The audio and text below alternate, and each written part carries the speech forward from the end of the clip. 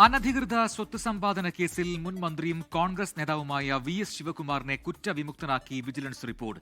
VS Shivakumar അനധികൃതമായി സ്വത്ത് സമ്പാദിച്ചിട്ടില്ലെന്നും എന്നാൽ ഒപ്പമുണ്ടായിരുന്ന ചിലർ അനധികൃതമായി സ്വത്തുകൾ സമ്പാദിച്ചിട്ടുണ്ടെന്നും വിജിലൻസ് കണ്ടെത്തി. 10 വർഷമായി തന്നെ അഴിമതിക്കാരനായി പിണറായി വിജയൻ സർക്കാർ ചിത്രീകരിച്ചെന്ന് VS ശിവകുമാർ 24-നോട് പറഞ്ഞു.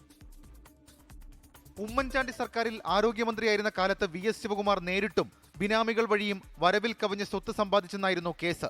2020-ലാണ് വിജിലൻസ് കേസന്വേഷണം ആരംഭിച്ചത്. കേസിൽ ഒന്നാം പ്രതിയായ ശിവകുമാറിന് അനധികൃത സ്വത്തില്ലെന്നാണ് കണ്ടെത്തൽ. മന്ത്രിയായിരുന്നപ്പോഴുള്ള വരുമാനത്തിനനുസരിച്ചുള്ള സ്വത്ത് മാത്രമാണുള്ളതെന്നും വിജിലൻസ് റിപ്പോർട്ടിൽ പറയുന്നു.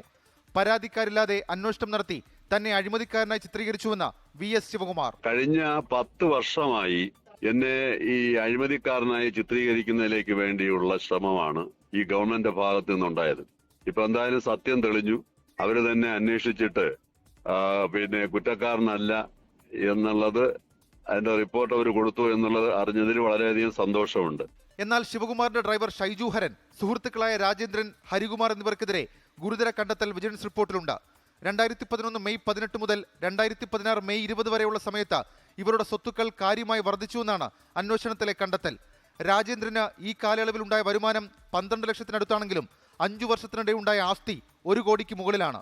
ഡ്രൈവറായിരുന്ന ഷൈജുഹരൻ ഉണ്ടായിരുന്ന വരുമാനം 6 ലക്ഷം രൂപ. എന്നാൽ 26,82,196 രൂപയുടെ ആസ്തി വർധനമുണ്ടായി. 4-ാം പ്രതിയും ശിവകുമാറിന്റെ സുഹൃത്തുമായ അഡ്വക്കേറ്റ് ഹരികുമാറിന് 44 ലക്ഷം രൂപയുടെ ആസ്തി വർധനമുണ്ടായെന്നും കണ്ടെത്തലുണ്ട്. സർക്കാർ ശമ്പളത്തിൽ ഡ്രൈവറായിരുന്ന ഷൈജുവിനെ പ്രോസിക്യൂട്ട് ചെയ്യാൻ വിജിലൻസ് അനുമതി തേടി. മറ്റു പ്രതികൾക്കെതിരെ ആദായ നികുതി വകുപ്പ് അന്വേഷണത്തിനും ശുപാർശ ചെയ്തു. 24 തിരുവനന്തപുരം.